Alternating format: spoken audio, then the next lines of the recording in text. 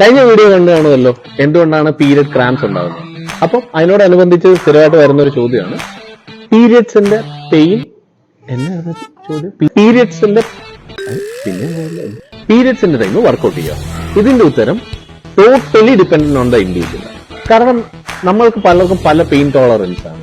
പിന്നെ കൃത്യമായിട്ട് വർക്ക്ഔട്ട് ചെയ്യുന്ന ഒരാളാണെങ്കിൽ അയാൾക്ക് അധികം പെയിൻ വരില്ല. കാരണം അയാളുടെ ഇന്റേണൽ മസിൽസ് ഒക്കെ കുറച്ചുകൂടെ ട്രെയിൻഡ് ആയിരിക്കും കമ്പയർഡ് ടു വർക്ക്ഔട്ട് ചെയ്യാത്തത്.